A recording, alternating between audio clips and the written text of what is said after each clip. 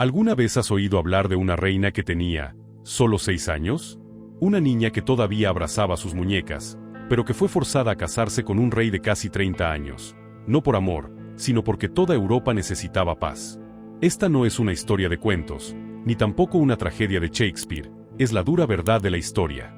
La historia que estás a punto de leer no solo habla de una princesa francesa enviada a Inglaterra como moneda diplomática.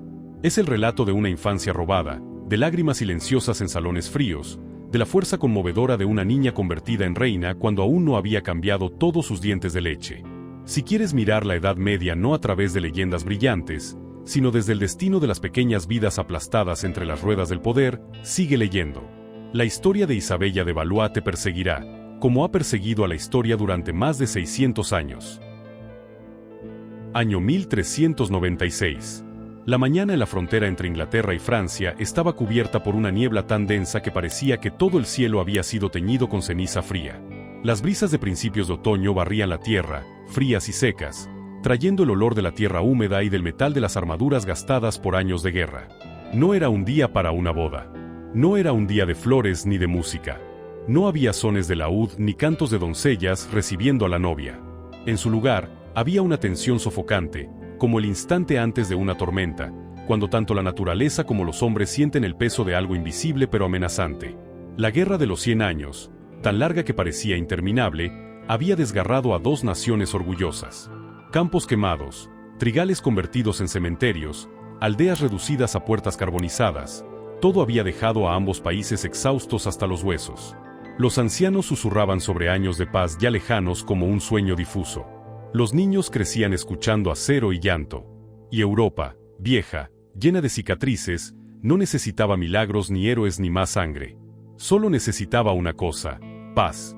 Pero la paz nunca es un regalo divino que cae del cielo. Siempre tiene un precio. Y el precio de 28 años de paz entre Inglaterra y Francia fue la infancia de una niña de apenas 6 años. Isabella de Valois, la pequeña princesa de Francia, no lo entendía. Aquella mañana la despertaron las miradas silenciosas de las damas de compañía, no el canto de los pájaros del jardín donde solía jugar con sus muñecas. No sonreían, no charlaban, no la tranquilizaban. Solo abrieron cofres forrados en seda, sacaron el traje nupcial y se lo pusieron a la niña que aún no podía leer bien un poema. El vestido era tan pesado que parecía querer derribarla. Capas de seda gruesa, hilos de oro formando motivos reales, una sobre otra como si intentaran aplastar los últimos restos de inocencia en su pequeño corazón. Isabella bajó la mirada, sus dedos diminutos desaparecían dentro de los guantes bordados. No entendía por qué el vestido pesaba tanto, por qué todos evitaban mirarla, por qué su madre, la reina Isabeau, estaba junto a la ventana apretando un pañuelo hasta que sus nudillos se volvieron blancos. Isabella quiso preguntarle algo, pero hubo algo en los ojos de su madre que le impidió abrir la boca. Una dama se acercó y le quitó la muñeca de madera que aún sostenía. «La futura reina no puede llevar juguetes», murmuró. La palabra reina cayó en los oídos de Isabella como una aguja helada. Tenía 6 años, ojos grandes y brillantes, y el cabello suave como hilo de seda. No sabía qué significaba ser reina. Solo sabía que tendría que dejar el palacio, dejar a su madre, dejar el jardín donde corría tras las mariposas. Un vacío doloroso empezó a crecer en su pecho. Quiso correr hacia su madre, abrazarla como cuando tenía pesadillas. Pero la dama ya le había tomado la mano, guiándola como si guiara un objeto que debía entregarse a tiempo. Cuando la comitiva francesa llegó a la frontera, la niebla se levantó en capas que parecían querer ocultar la crueldad de aquel momento. Los caballeros, con sus armaduras apagadas, formaban filas cuyas sombras se extendían como lanzas sobre el suelo húmedo. Nadie sonreía, nadie felicitaba. Solo miraban a la niña, pequeña, perdida en su traje real, como si vieran en ella la encarnación de la apuesta desesperada de un país. Del lado inglés, la delegación esperaba. Sus capas ondeaban en el viento, trayendo el olor frío del mar de Inglaterra, agudo como un filo. No venían por una novia. Venían a recibir una garantía política. Richard II, el novio, no estaba presente. Tenía 29 años y esperaba en una gran tienda, preparándose para recibir a la niña como esposa. Una unión tan extraña que incluso los cronistas la llamaron paradójica. Richard, quien había amado profundamente a su primera esposa, Ana de Bohemia, aceptaba ahora casarse con una niña de 6 años para proteger un trono que se tambaleaba. Isabella se acercó a la línea que dividía ambos reinos. Cada paso se sentía pesado, como si llevara Francia entera sobre sus hombros. El viento le movía los cabellos finos en la frente. Temblaba. Las damas le habían dicho, la princesa no debe llorar cuando se convierta en reina. Pero seguía siendo una niña separada de su madre. Sus ojos se llenaron de lágrimas, pero se obligó a mantenerse erguida. Los adultos no la miraban, o quizá no se atrevían a mirar de frente el miedo en su rostro. «Adelante, princesa», dijo un noble francés, con voz grave pero temblorosa. «Ha llegado el momento». Isabella avanzó. Un paso, otro, como si hilos invisibles intentaran retenerla, lazos que la unían a su madre, al palacio, a la infancia que dejaba atrás sin darse cuenta. El representante inglés la recibió, sin palabras de consuelo, sin un gesto cálido, solo la precisión fría de un protocolo. Y en un instante, simple, breve, devastador, el acto se completó. Francia entregó a su pequeña princesa a Inglaterra, una niña a cambio de 28 años de paz. Los caballeros suspiraron, los funcionarios firmaron, los políticos sonrieron con alivio. Pero en ese momento, Isabella miró hacia Francia. Esa mirada, larga, lenta, desesperada, hizo llorar a una de las damas. El viento y la niebla la ocultaron. La historia no la registró. Solo Isabella la recordó, con los ojos húmedos, queriendo guardar en ellos su patria una última vez. El vestido pesado sobre su cuerpo parecía un sudario blanco. Cada paso hacia la comitiva inglesa era un paso lejos de su niñez, de su familia, de su seguridad, de todo lo que una niña merece conservar. Isabella no dijo una palabra. No entendía por qué debía ser reina, por qué la enviaban lejos, por qué la felicitaban sin alegría, porque su madre lloraba, porque dos países necesitaban tanto de ella. Y la verdad más dolorosa, nadie se lo explicó. Nadie pensaba explicárselo. En aquel instante, en esa tierra fría, Isabella de Valois no era una novia. No era una princesa francesa, ni la futura reina de Inglaterra. Era solo una niña empujada dentro de una gigantesca máquina política, arrastrada sin voz ni elección. Una niña devorada por la historia antes de comprender siquiera el mundo. Y así, bajo la niebla gris de una mañana de 1396, la paz fue firmada. Pero el precio fue una infancia robada, un pequeño corazón arrancado de su hogar, y una vida que apenas empezaba, ya marcada por la tragedia. Isabella de Valois, la reina de 6 años de Inglaterra, entró en la historia con un suspiro que nadie escuchó. Un suspiro tragado por el viento, pero que aún persigue a quienes se atreven a mirar hondo en sus ojos en aquella mañana decisiva. El viento silbaba sin descanso por los antiguos pasillos de piedra de la abadía de Westminster aquella mañana, trayendo un frío punzante como si unas manos invisibles recorrieran el pequeño cuerpo de Isabella de Valois. En cuanto la pesada puerta de roble se abrió, Isabella entró, y el mundo ante sus ojos pareció cerrarle todas las salidas. Los altos muros grises de la abadía estaban allí como dos hileras de monstruos de piedra gigantes, observando con frialdad cada uno de sus pasos, devolviendo el eco de sus pisadas diminutas hacia la bóveda del techo como si quisieran devorar el sonido. La luz se filtraba por los vitrales en largas franjas manchadas sobre el suelo de piedra, pero esos colores, azul, rojo, amarillo, que deberían ser cálidos y brillantes, se veían fríos y lejanos, como fragmentos de un sueño roto en 1000 pedazos. Y en medio de aquel espacio sombrío, Isabella, que apenas había cumplido 6 años, aparecía como un pequeño punto de luz perdido en un océano de sombras. Llevaba un vestido de terciopelo bordado con piedras preciosas que arrastraba por el suelo, tan pesado que cada paso era como arrastrar detrás de sí un bloque de piedra. A nadie le importaba que sus pies diminutos temblaran por el frío, el cansancio o el miedo. Lo único que importaba para los demás era el rito, la imagen. La perfección de una ceremonia de coronación digna de ser pintada, descrita en los libros de historia, mostrada con orgullo como la creación de una reina perfecta. Y la niña pagaba el precio de esa perfección con una soledad imposible de medir. Cuando Isabella avanzó hacia el centro de la abadía, las miradas de la nobleza inglesa se volvieron hacia ella, cientos de ojos tan afilados como puntas de lanza. Los hombres, con largos mantos, espadas al cinto; las mujeres, con altos tocados de plumas, cuellos rígidos y rostros empolvados, sin expresión. La observaban no con el afecto dedicado a una niña, sino con la mirada calculadora de quien evalúa si una joya es lo bastante valiosa para ser puesta sobre un trono. Para ellos, Isabella no era una persona, sino un símbolo político vivo, un instrumento. Un intercambio. Una promesa entre dos reinos. Para Isabella, todo aquello no era más que una pesadilla interminable de la que no podía despertar. Miró alrededor, buscando un rostro conocido. Una dama francesa. Un funcionario de su séquito. Alguien que hablara su lengua.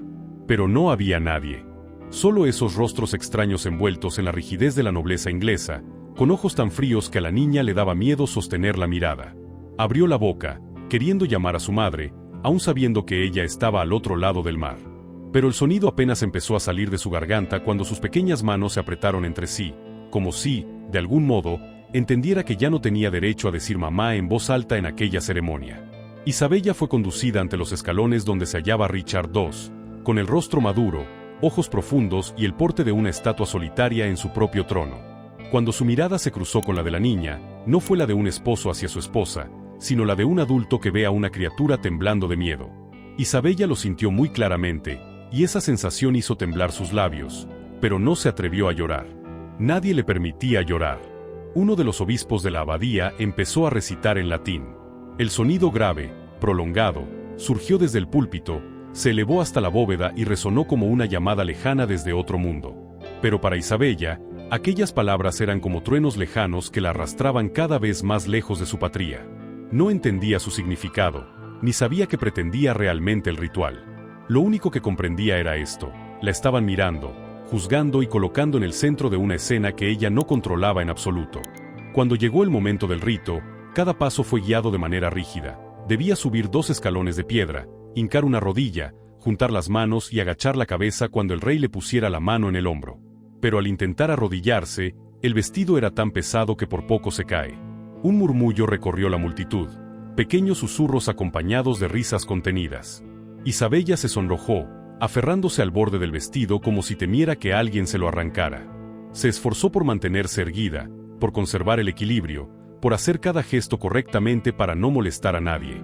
Nadie sabía que detrás de aquella pequeña sonrisa forzada se escondía un corazón infantil latiendo tan fuerte que ella misma sentía que el sonido podía llenar toda la abadía. Cada latido era un grito de auxilio, un llamado a casa, un grito desesperado que nadie allí estaba dispuesto a escuchar. Cuando colocaron la pequeña corona sobre su cabeza, Isabella cerró los ojos. La corona era demasiado pesada para la cabeza de una niña, tanto que el cuello se le inclinó por un instante. Pero no era solo el peso del metal y las gemas. Era el peso de una misión, de un reino, de cientos de años de historia aplastando unos hombros que aún no estaban listos para sostener nada. En ese momento, una ráfaga de viento entró por la puerta principal y las velas parpadearon, ardiendo de forma inestable como pequeñas almas temblando en la luz amarilla. Esa luz cayó sobre el rostro de Isabella, haciéndolo parecer al mismo tiempo inocente y fuerte, frágil como un trozo de cristal a punto de romperse contra la piedra. Durante un solo instante, Richard la miró y sintió algo atragantarse en su pecho, una compasión que no se atrevía a mostrar en público. Pero la coronación continuó. Los juramentos, las formalidades interminables. La niña solo sabía inclinar la cabeza cuando se lo ordenaban, avanzar cuando le empujaban suavemente por la espalda, mantenerse quieta cuando se lo indicaban. Los sonidos que llegaban a sus oídos se reducían a voces en latín, susurros, fricción de terciopelo, chasquidos de cera derritiéndose. Todo se mezclaba hasta formar un rumor pesado como el viento en una noche de invierno. Sabía que no pertenecía a aquel lugar. No pertenecía a ese país. No pertenecía a esa lengua. Tampoco podía seguir llamándose a sí misma niña como antes. Porque desde aquel día, y para siempre, en los ojos de los ingleses solo tendría un título: Reina de Inglaterra. Y cuando al fin terminaron todos los ritos, cuando el último obispo pronunció la bendición final, cuando la abadía entera estalló en aplausos secos, Isabella permaneció allí, con la corona en la cabeza, los ojos brillando de lágrimas que no se atrevía a dejar caer. Porque le habían enseñado que una reina no llora en público. Pero en lo más profundo, esa niña de 6 años estaba llorando. Le Rondeau comme un 40. Llorando en silencio, en cada respiración temblorosa. Nadie lo oyó. Nadie lo vio. A nadie le interesaba. Porque los adultos ya habían decidido que aquel era el día de la paz, el día del triunfo diplomático, el día digno de las páginas doradas de la historia. Para Isabella, en cambio, solo fue el día en que su infancia quedó enterrada en una abadía fría, bajo las miradas de quienes no sabían, o no querían saber, que detrás del terciopelo y la corona solo había una niña que usaba todo su pequeño corazón para mantenerse en pie en un mundo demasiado grande, demasiado frío y demasiado cruel para ella. Lo más inesperado de esta historia dolorosa no se encuentra en las intrigas de palacio ni en los cálculos fríos de la nobleza, sino en el hombre al que toda Europa llamaba esposo de Isabella, el rey Ricardo II de Inglaterra. A ojos de la historia, fue un monarca controvertido, tachado de débil, alejado de la realidad. Pero en los días que compartió con la pequeña reina de 6, 7 años, Richard no fue un tirano ni un hombre enfermo aprovechándose de su poder, sino un alma de artista perdida, aferrándose a la última pureza que quedaba en su vida, una niña lanzada a la política del mismo modo que él fue arrojado al trono cuando aún era demasiado joven. El palacio donde vivía Isabella, con sus pasillos largos y oscuros, sus muros gruesos impregnados de humedad, sus tapices llenos de escenas de caza y guerra, al principio le pareció una prisión dorada. Cada paso suyo resonaba con un sonido seco sobre el suelo de piedra, eco tras eco, hasta que el ruido de sus propios pasos le sonaba extraño, como si perteneciera a otra persona. En aquellas habitaciones tan amplias que el viento colándose por las ventanas sonaba a llanto, Isabella solía sentarse encogida en una silla demasiado grande para su pequeño cuerpo, los pies sin alcanzar el suelo, balanceándose en el aire, los brazos abrazando un cojín bordado, la mirada perdida en el cielo gris típico de Inglaterra. Cuando Richard entró por primera vez, no vio a la reina de Inglaterra, solo vio a una niña que intentaba aparentar que no tenía miedo, mientras sus ojos, grandes y llenos de lágrimas, la traicionaban. Unos ojos muy parecidos a los de los niños en las pinturas que tanto le gustaban. El lujoso manto sobre los hombros de Isabella parecía devorarla por completo, como si la seda y el terciopelo con que los adultos la recubrían intentaran esconder el hecho de que, bajo todas esas capas, solo había un cuerpo pequeño que aún no había tenido tiempo de crecer. Richard II, que había vivido una infancia rodeada de protocolos, ceremonias y miradas inquisitivas, de pronto se dio cuenta de algo. Aquella niña, de forma torcida y cruel, era un reflejo de lo que él había sido. Se acercó, y en lugar de usar el lenguaje grandilocuente que un rey debería emplear con su reina, simplemente preguntó en voz baja: ¿Tienes miedo? La pregunta era tan simple que no parecía propia de la corte, pero era la única que tocaba el centro del corazón de Isabella. Ella dudó, como si temiera que, al asentir, todo el mundo se burlara de ella, pero acabó moviendo la cabeza, un gesto mínimo, suave como un aleteo. Entonces ocurrió algo insólito. Richard no la regañó, no le ordenó sé fuerte, eres la reina. Solo hizo un gesto para que los sirvientes se retiraran, y él mismo se sentó en la silla de enfrente, intentando bajar su rostro hasta estar a la altura de sus ojos.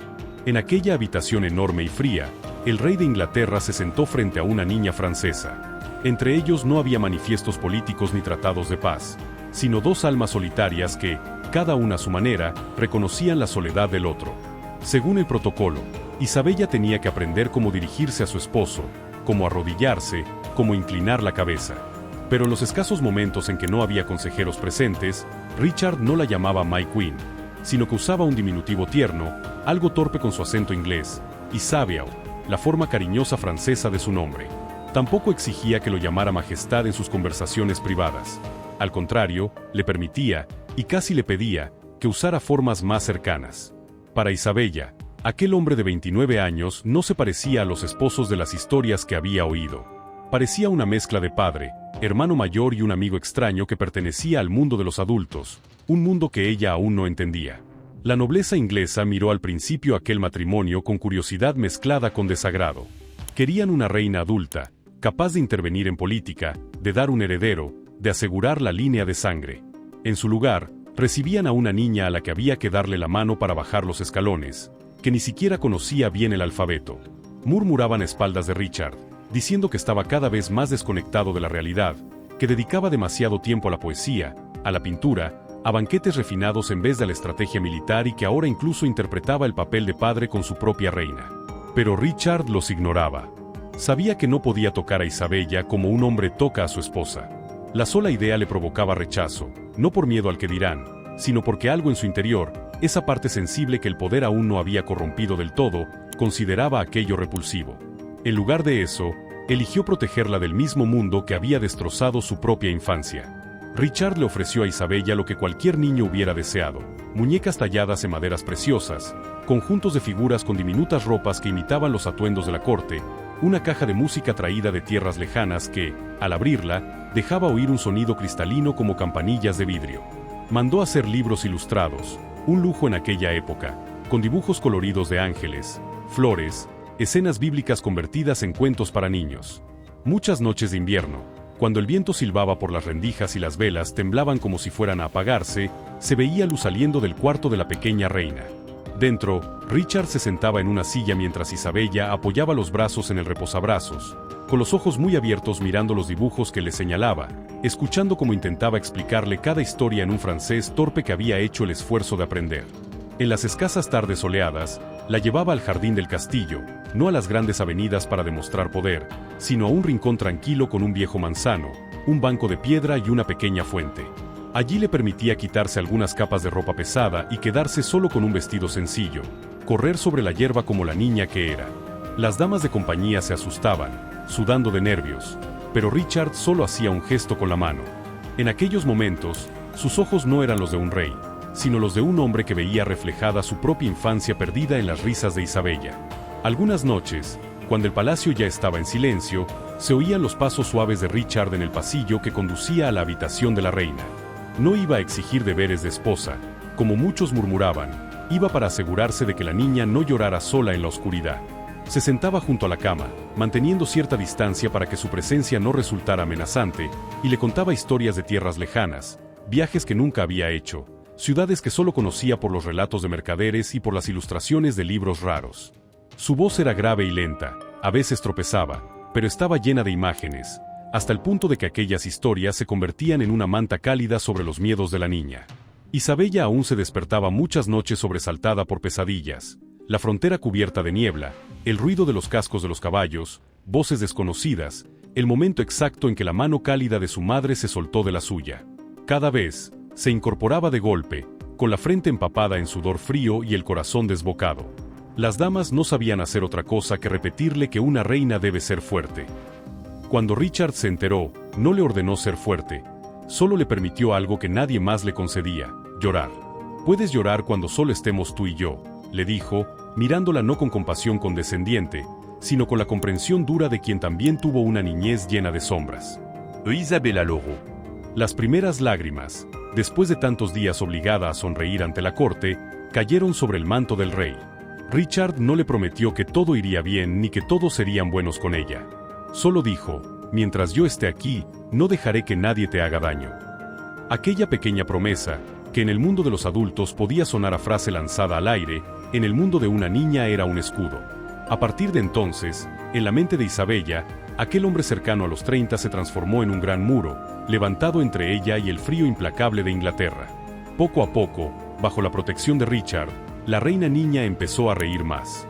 Reía cuando le corregía una palabra mal pronunciada en francés, cuando lo veía torpe al intentar coger un gatito, cuando observaba a los viejos nobles, enfundados en ropas rígidas, inclinarse ante ella con evidente incomodidad.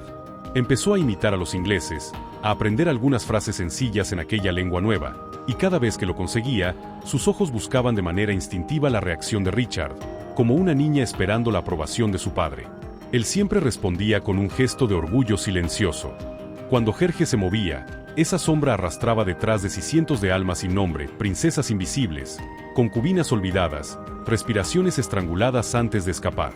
Parecía que esas almas se aferraban a su sombra, intentando tirar de él hacia el abismo con ellas. Y Artabanus supo, esa sombra ya no pertenecía a un ser humano. Era la sombra de una locura hecha carne. En el otro extremo del palacio, en un corredor tan oscuro como la noche, Aspamitres estaba solo, con la mano apoyada en el llavero. Las manos le temblaban. Cerró los ojos. Su respiración era fina como un hilo. El leve sonido del metal chocando apenas se oía, pero para él, sonó como una campana de muerte. Esos dos hombres, sin hablarse, sin verse, sin ponerse de acuerdo, comprendieron lo mismo al mismo tiempo. Si nadie se levantaba, Persia se derrumbaría. Si nadie rompía ese silencio, hasta la historia sería devorada por la oscuridad. Entre las columnas de piedra de Apadana, atravesadas por el viento nocturno, Artabanus escuchó algo. No eran pasos.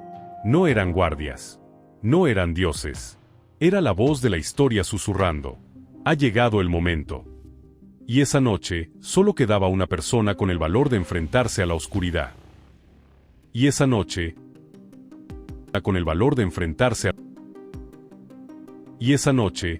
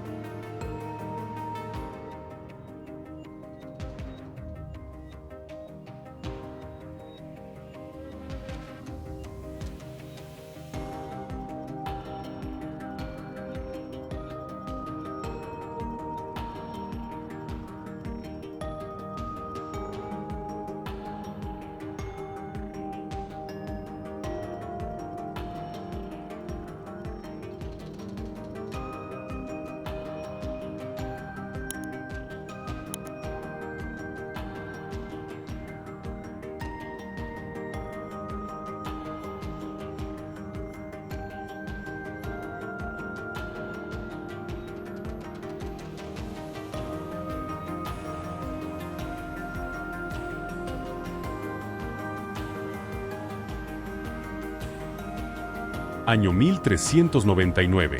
Ese verano en Inglaterra no fue radiante como otros años. No hubo sol dorado cubriendo los prados suaves, ni risas de niños jugando en los patios del palacio. En su lugar, el cielo de Londres se hundía en un gris opresivo hasta casi cortar la respiración, como si la naturaleza misma sintiera que una gran tormenta estaba formándose en el horizonte, lista para caer y devorarlo todo. Isabella tenía entonces 9 años. Ya no era la niña tímida que había puesto por primera vez un pie en aquella tierra de niebla, pero en su mirada seguía existiendo una fragilidad de cristal a punto de romperse. Se había acostumbrado al ritmo de vida en su jaula dorada, a los largos pasillos sin fin, a la voz grave y serena de Richard a su lado. Pero esa paz frágil no era más que una sombra, hermosa, pero nunca suya de verdad. Solo existió hasta el día en que la tormenta cayó de verdad. La primera noticia llegó una tarde de viento fuerte, cuando Isabella estaba sentada bordando junto a la ventana. Los pequeños hilos verdes en la tela temblaban al ritmo de las ráfagas, y a lo lejos se oían cascos de caballo golpeando el suelo con urgencia, como los latidos desbocados de todo un reino temblando de miedo. Un soldado cruzó el patio corriendo, la armadura brillando como un relámpago. Un sirviente susurró algo al oído de otro, y ambos bajaron la cabeza, sin atreverse a mirar hacia las habitaciones del rey. Las miradas preocupadas se cruzaban en silencio, como una cuerda invisible apretando el aire. Henry Bolingbroke, el primo ambicioso de Richard, había regresado de Francia y esta vez ya no era el hombre resignado de antes.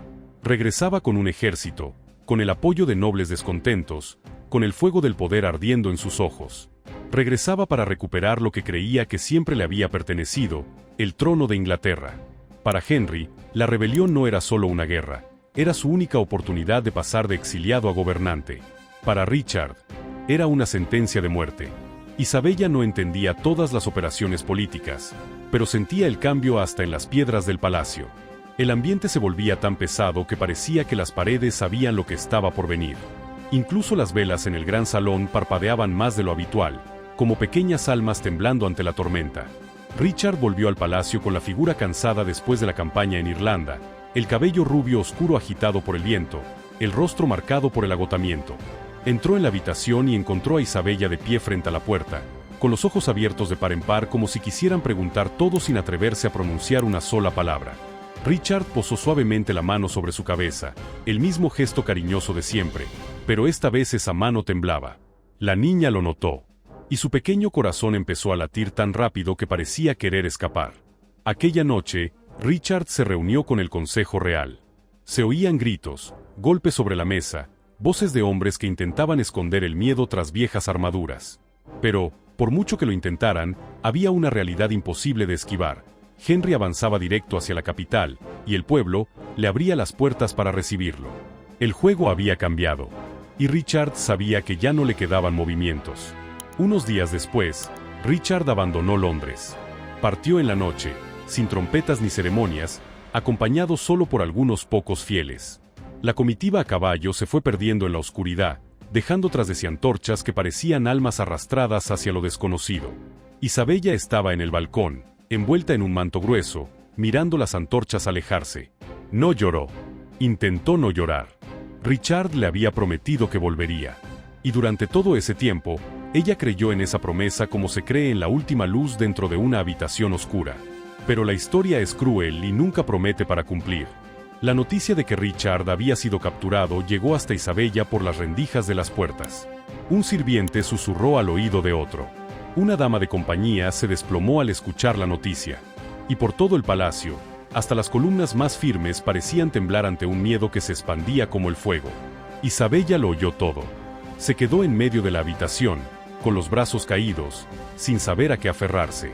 Richard, el único hombre que la había tratado con verdadera ternura, estaba preso, despojado de poder, encerrado en el castillo de Pontefract, con muros de piedra tan gruesos como un foso y un frío capaz de morder la piel. Aunque era pequeña, Isabella entendía, Pontefract no era una prisión, era una tumba abierta. Los días siguientes fueron una cadena de miedos nunca antes sentida. Cambió la guardia del palacio, las banderas con el emblema de Richard fueron arriadas. El nombre de Henry Bolingbroke resonaba por todas partes como un trueno, y cada vez que Isabella le escuchaba algo dentro de ella se encogía. Solo le quedaba sentarse junto a la ventana, donde un sol débil iluminaba las páginas de los libros ilustrados que Richard le había regalado. Cada vez que pasaba una página, sus pequeñas manos temblaban. Cada dibujo, que antes había sido motivo de alegría, ahora era el único rastro de un hombre de quien ya no sabía si seguía vivo. Una mañana, el palacio estalló en caos. Grito, carra, soldado atravesando pasillo de lado a lado. Isabella se abrió paso entre criados confundidos, con la respiración corta como si alguien le apretara el pecho. Escuchó una voz cortada decir: «El rey ha muerto».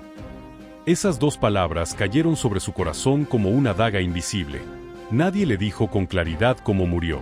Solo llegaban rumores, que lo habían dejado morir de hambre, que lo habían aislado, que lo habían encerrado en la oscuridad hasta que su último aliento se extinguió. Isabella no sabía cuál versión era cierta, y nadie parecía dispuesto a contarle la verdad. Pero esa noche, en la habitación helada, la niña comprendió algo con absoluta certeza. Richard no volvería jamás. Ninguna promesa seguía vigente. Ninguna silueta familiar cruzaría la puerta. Ya no habría manos que le secaran las lágrimas.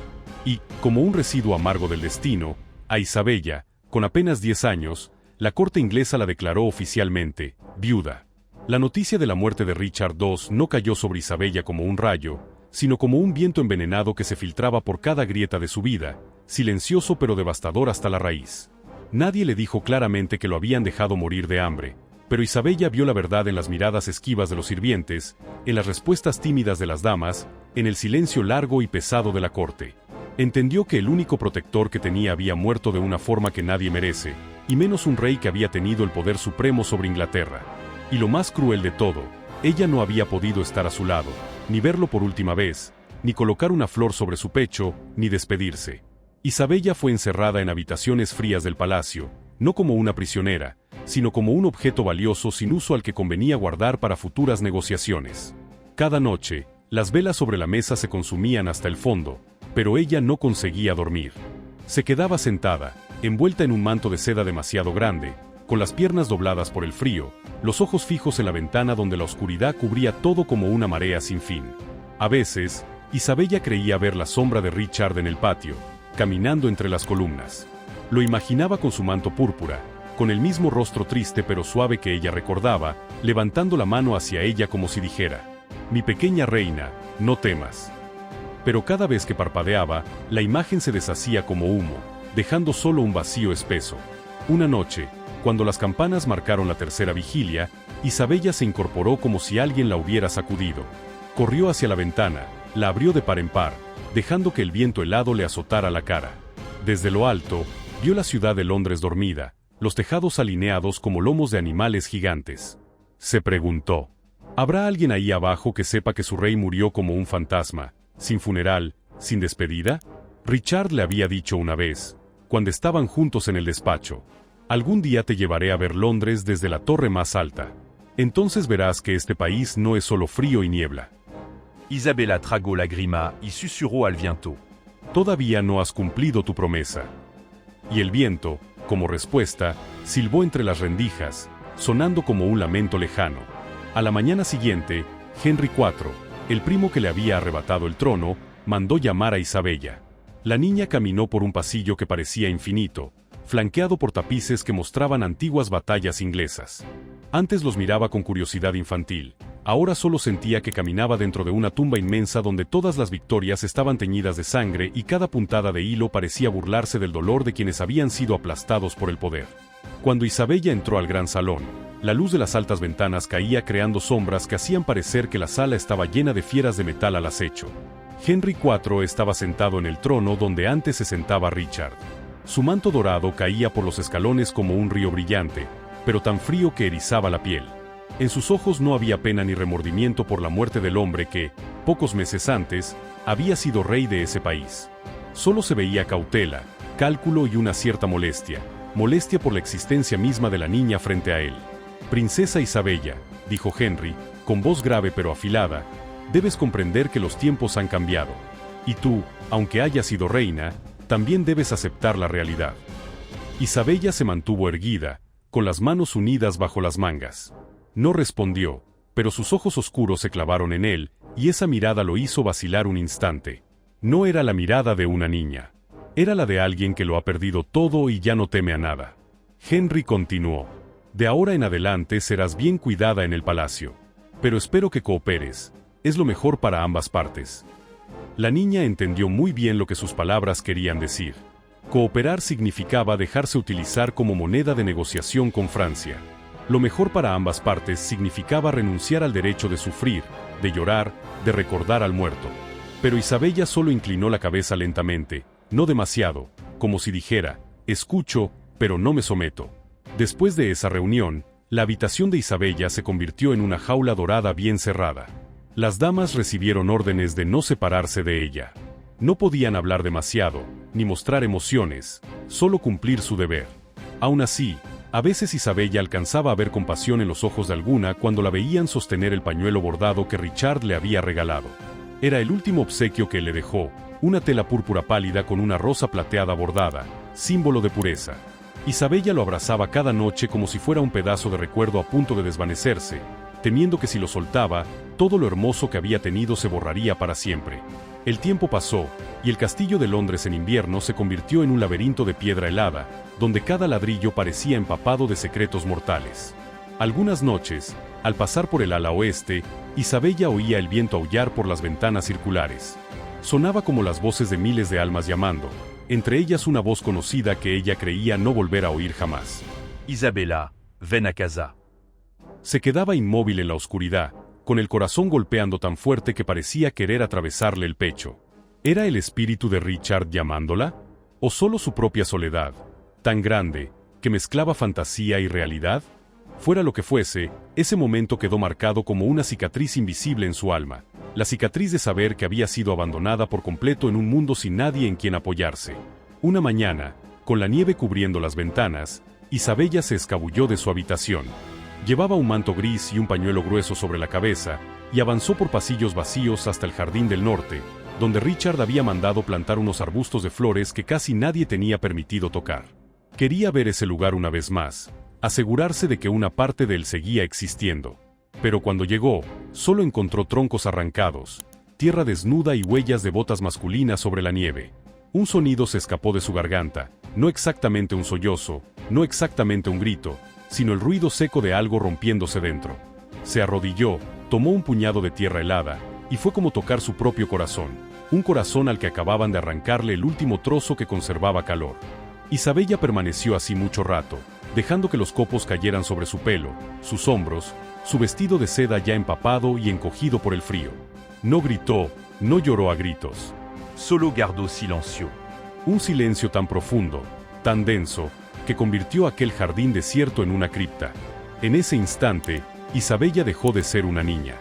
Dejó de ser la pequeña reina. Dejó de ser la moneda de la política. Solo era un alma pequeña, sentada en medio del invierno inglés, aferrándose al recuerdo del único hombre que le había hecho sentir que era querida. Y mientras el aire blanco salía de sus labios en pequeñas nubes de vapor, susurró: Richard, lo siento por no haber podido salvarte. Lo siento por no haber podido hacer nada. Ese perdón viajó con el viento helado, se coló por las murallas, se mezcló con el sonido lejano de las campanas de la iglesia, como una nota perdida en la sinfonía fría de la capital. Desde aquel día, todo cambió. Isabella dejó de perseguir cualquier esperanza ingenua. Su mirada se volvió más profunda, su sonrisa desapareció por completo. Henry IV, aunque no lo admitiera, notó el cambio. Pero no comprendía que eso que él creía su misión era, en realidad, una pequeña llama encendida dentro de la niña, la llama del orgullo, del dolor, de la lealtad inquebrantable hacia quien se había convertido en el recuerdo más hermoso de su vida. Y entonces, Francia envió embajadores exigiendo que Inglaterra devolviera a la princesa. Henry IV no quería, pero la corte lo presionaba. Isabella ya no tenía la utilidad que él esperaba. Se preparó una nueva reunión, un nuevo adiós. Pero esta vez, Isabella ya no era la niña temblorosa de antes. Entraría en su destino con los pies helados, pero con el corazón ardiendo con un juramento no dicho. Aunque abandone Inglaterra, el recuerdo de Richard me acompañará hasta el final de mi vida.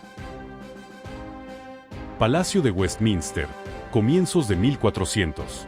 El aire húmedo y frío se colaba hasta los escalones de piedra, atravesaba los pasillos interminables donde la luz de las altas ventanas se deshacía en un dorado pálido, como el último rayo que quedaba después de la muerte de Richard II. En sus aposentos, Isabella, con solo 10 años, Se sentaba en silencio frente a la gran puerta de madera, con la mirada vacía siguiendo el lento caer de los copos de nieve. Caían tan despacio que parecía que intentaran contar una historia triste que el mundo entero se empeñaba en ignorar. La niña no había vuelto a sonreír desde la muerte de Richard. No hablaba mucho, no correteaba como una niña. Su muerte le había arrancado el último trozo de paz que le quedaba. Y en el silencio casi asfixiante de la corte inglesa, los pasos pesados de los caballeros resonaban cada día como un recordatorio cruel de que ya no era reina de Inglaterra. Solo era una niña despojada de poder, un objeto cuya suerte iba a decidir la nueva corte. Henry Bolingbroke, ahora rey Henry IV tras destronar a Richard, no veía a Isabella como una niña digna de compasión. A sus ojos, ella era la llave del inmenso cofre del dote que Francia había entregado a Inglaterra cuando se casó con Richard. Si Isabella se casaba con su hijo, el príncipe Henry, todo ese dote permanecería en Inglaterra. Si no, Inglaterra debía devolverlo. Y Henry IV no tenía la menor intención de devolver ni una sola moneda. El día en que se propuso formalmente el nuevo matrimonio, Londres estaba sumida en niebla. Henry IV mandó llamar a Isabella al gran salón. La niña avanzó entre dos filas de guardias, su pequeña figura engullida por la inmensidad del edificio, como una hoja perdida en un bosque de piedra gris. Ya no llevaba la corona de reina, solo un velo negro fino sobre la cabeza, el mismo color que vestía desde la muerte de Richard. Henry IV estaba sentado en el trono que había usurpado, y su mirada afilada se clavó en la muchacha. Habló con tono tranquilo, como si discutiera el menú de la cena. Quería que Isabella se quedara, que se convirtiera en esposa del príncipe Henry, que siguiera siendo parte de la casa de Lancaster. Isabella no logró. Tampoco tembló. Lo miró fijamente con esos ojos negros y serenos que tanto habían conmovido a Richard en vida. Y con una voz pequeña, pero firme como el acero, respondió: Majestad, soy la viuda de Richard, y lo seré para siempre. Esa frase, tan pequeña, cayó sobre el suelo frío como un martillazo en plena cara de la corte. La sala se quedó en silencio absoluto. Una niña de 10 años acababa de rechazar la orden de un rey. Henry IV se detuvo un instante, no por miedo, sino por sorpresa. Había creído que Isabella sería fácil de manejar, una pieza sumisa. Pero ante él no tenía a una niña. Tenía a una pequeña rosa francesa que empezaba a mostrar sus espinas. En los días siguientes, la corte inglesa probó todos los métodos posibles para hacerla cambiar de idea. Mandaron a damas nobles para convencerla. Usaron palabras dulces, promesas, halagos, vestidos nuevos, joyas brillantes, la promesa de ocupar de nuevo una posición casi suprema. Le dijeron que Henry, el joven príncipe, sería un buen esposo, que la querría, que ella volvería a ser símbolo de paz, como cuando estaba con Richard. Isabella permaneció callada. Solo las miraba con ojos encendidos por una rabia silenciosa sin nombre. Le hablaban de la gloria del trono, pero no entendían que ella ya había tenido uno, y que ese trono le había robado la infancia, le había quitado al único que la había tratado con amor. El título de reina ya no era honor para ella. Era una herida, y no iba a permitir que lo usaran de nuevo para encadenarla a otra vida impuesta. Una mañana, las damas descubrieron que Isabella se había puesto sola un vestido de luto negro, negro de la cabeza a los pies. Nadie se atrevió a detenerla. Sus ojos brillaban con una calma extraña, tan tranquila que asustaba. Isabella salió al patio del palacio vestida como una pequeña sombra. La corte entera se agitó. Los rumores corrieron como fuego. La pequeña reina sigue de luto por Richard. Se niega a volver a casarse. Henry IV escuchó y su rostro se encendió de ira. Pero cuando fue a verla, volvió a detenerse en seco. Ante él no había solo una niña terca, sino la imagen concentrada de Francia, orgullosa, cabezota y dispuesta a resistir a cualquier imposición. Henry IV bajó la voz, controlando su enfado. Eres muy joven. Te queda mucho futuro. No puedes guardar luto eternamente. Isabella levantó la mirada, los ojos llenos de lágrimas, pero sin derramar ninguna. Guardaré luto hasta que devolváis el cuerpo de Richard a Francia. Henri IV Calot. No podía hacer eso. Jamás lo haría. Isabella lo sabía. Más que nunca, entendía el juego del poder de los adultos. La necesitaban viva, pero viva bajo sus condiciones. Y su resistencia, silenciosa pero fuerte, empezaba a darles miedo. Una niña obligando a la corte inglesa a retroceder. Al final, Henry IV tuvo que aceptar una verdad: Isabella no se iba a doblegar. Y Francia, Con el rey Charles bien enfermo pero una nobleza poderosa, empezó a presionar para que Inglaterra devolviera a la princesa. Henri IV no quería. El dote era demasiado grande para perderlo por la obstinación de una niña. Pero mantener a Isabella sin poder usarla políticamente era como guardar una chispa al borde de un barril de pólvora. Tras meses de tiras y aflojas, la corte inglesa decidió devolverla a Francia, pero sin entregarle a ella ninguna de sus cosas, ni dinero, ni bienes, ni joyas. Isabella regresaría a su patria con las manos vacías, con el corazón destrozado de una viuda niña y un destino colgado entre dos naciones. El día de su partida, la lluvia caía a cántaros. Llovía como si el cielo quisiera lavar todas las culpas, pero incapaz de limpiar la herida dentro de ella. Isabella estaba en la cubierta del barco que la llevaría a través del Canal de la Mancha. Sus ojos negros miraban Londres hacerse pequeño bajo la cortina de agua. No lloró. Solo apoyó la mano sobre el pecho, justo en el lugar donde Richard solía llamarla Little Queen. Aquella niña de 10 años ya había soportado más de lo que muchos soportan en toda una vida. Y, sin embargo, en su fragilidad se adivinaba una fuerza feroz, la de una pequeña rosa francesa dispuesta a florecer en la oscuridad para proteger la última brizna de dignidad que nadie había conseguido arrebatarle. La noticia de la muerte de Richard II en una celda fue como un golpe helado que partió en dos la vida de Isabella. Pero la tragedia no terminó ahí. A los 10 años, cuando debería haber sido tomada en brazos y devuelta a Francia, abrazada por su madre tras años de separación, protegida por un hogar más seguro, la corte inglesa, ahora bajo el mando de Henry Bolingbroke, el usurpador, planeó un movimiento aún más cruel que la muerte de Richard: obligar a Isabella a casarse con su hijo, el príncipe Henry, que más tarde sería el famoso Henry V. El objetivo de Henry IV era sencillo y sucio: conservar el dote enorme que Francia había dado por el matrimonio anterior. Si Isabella se casaba con su hijo, aunque ella solo tuviera 10 años y el príncipe 12, toda esa fortuna quedaría en manos de los Lancaster. Una jugada financiera hábil, disfrazada de paz y alianza. Para Henry IV, Isabella no era una persona, era un activo, una mercancía de alto valor aún sin explotar del todo. Pero lo que nunca imaginó fue la resistencia de aquella pequeña rosa. Isabella ya no era la niña de 6 años que cruzó la frontera temblando. La pérdida la había endurecido. La muerte de Richard, a quien quería como a un padre, le había dejado una soledad helada en el corazón, pero también le había dado algo que nadie esperaba: una lealtad absoluta. Y esa lealtad se convirtió en su único escudo.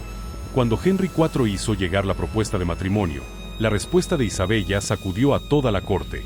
Miró al rey directamente, con sus ojos marrones, antes suaves, ahora afilados, y, en un inglés todavía imperfecto, dijo: Y a sua viuda d'Elre Richard. No perteneceré a ningún otro hombre. Una niña de 10 años, de pie en medio del salón de Westminster, frente al rey de Inglaterra, sin temblar, sin apartar la vista. Serena y firme, como si dentro de ella ardiera el fuego de siglos de historia Valois. Henry IV intentó obligarla con argumentos políticos, con la idea de la paz, con el miedo al conflicto entre los dos países si el enlace se rompía. Pero Isabella solo inclinó la cabeza y luego la levantó de nuevo.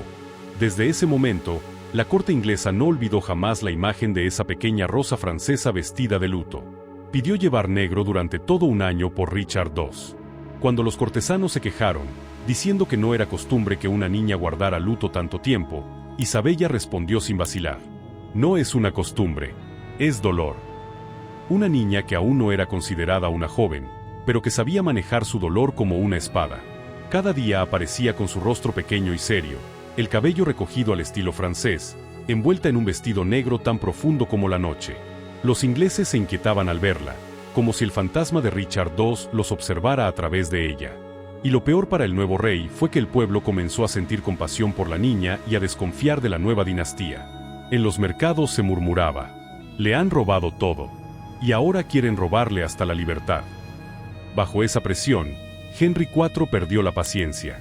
Ordenó que Isabella no pudiera salir del palacio, y limitó al máximo el contacto de franceses con ella. Esperaba que la soledad la venciera. Pero Isabella se hizo más fuerte. Decidió no llorar frente a quienes habían destruido su mundo. Y en las noches frías, muchos vieron la luz de una vela en su ventana. Era Isabella leyendo libros en francés, aferrándose a los restos de su patria. Nadie imaginaba que una niña de 10 años pudiera convertirse en símbolo de una resistencia tan silenciosa como poderosa. El punto culminante llegó en una audiencia formal entre Henry IV e Isabella. El rey, rodeado de sus consejeros, declaró que el matrimonio era por el bien de Inglaterra y de Francia. Isabella, sin esperar a que terminara, inclinó la cabeza levemente y respondió en voz baja, pero clara: «No seré esposa de la casa que mató a mi marido». El aire se congeló. Ni un suspiro se oyó. Henry IV, que se había enfrentado a batallas, traiciones y temores por su trono, fue derrotado por una niña la mitad de alta que él. Se puso rojo de rabia, pero no se atrevió a alzar la mano contra ella delante de toda la corte. Si lo hacía, la convertiría en mártir, algo que un nuevo rey no podía permitirse. Retrocedió un paso, luego otro. La pequeña Rosa de Francia había obligado al duro rey inglés a ceder. Los consejeros comenzaron a advertirle: mantener a Isabella en Inglaterra solo empeoraría las cosas. Francia enviaba carta tras carta exigiendo su retorno. El pueblo inglés la llamaba Little Queen, la pequeña reina, y la respetaba más a ella que al rey. Sin trono ni poder, pero con algo que muchos adultos nunca lograron: respeto. Tras meses de lucha, en los que el arma de Isabella fue su silencio obstinado, Henry IV terminó cediendo. Aceptó enviarla de vuelta a Francia. Pero se quedaría con todo el dote. Una vez más, la paz se compraba con la infancia y las lágrimas de una niña. Isabella, a sus 10 años, entendía que volvía a Francia con las manos vacías, cargando solo recuerdos dolorosos. Pero cuando le comunicaron la decisión, no lloró ni sonrió.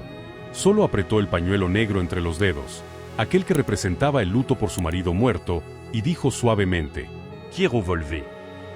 Nadie sabía qué esperaba en el fondo de su corazón. Libertad, familia, ¿o simplemente un lugar donde nadie la llamara con ese título cruel de pequeña reina viuda? Pero los ingleses sí sabían una cosa: esa vez, cuando Isabella cruzara la frontera de regreso a Francia, ya no sería la niña entregada como moneda de cambio. Se marcharía como una pequeña guerrera, una niña que había usado el dolor como armadura, la lealtad como espada y la determinación como corona. Isabella no regresó a Francia entre vítores de victoria, sino en el silencio frío de la corte, donde la miraban como a una mercancía usada, una pieza en el tablero político que había cumplido su función y luego fue apartada con cuidado. La niña que un día fue recibida con banderas inglesas y sentada en el trono de un reino, volvía ahora a su tierra como una sombra desdibujada, cargando un dolor que nadie se atrevía a tocar. Años más tarde, cuando la guerra entre ambos países volvía a asomarse, Isabella, apenas entrada en la adolescencia, fue entregada en matrimonio a Carlos, duque de Orleans. Esta vez, ya no era la niña temblorosa enfundada en un vestido demasiado grande. Ahora sabía amar, sabía soñar con una vida que no estuviera desgarrada por los deseos de los hombres y por los engranajes de la política. Carlos era amable, respetuoso y la quería sinceramente. Y, por primera vez, Isabella pudo vivir aquella paz que debería haber tenido desde los 6 años. Pero la historia nunca ha sido indulgente con las almas frágiles. A los 19 años, antes de disfrutar por completo la felicidad tardía que por fin había encontrado, Isabella murió tras un parto lleno de complicaciones. Su juventud, su amor, las sonrisas que apenas habían vuelto a sus labios, todo se apagó como una pequeña vela soplada por el viento de la historia con un solo aliento. No hubo un trono para ella. No se erigió ninguna estatua en su honor. Solo queda una delgada página de la historia que recoge el destino de una niña convertida en reina, luego en viuda, y finalmente en un recuerdo desvanecido. Pero si miramos más hondo, la historia de Isabella de Valois no es solo la tragedia de una muchacha.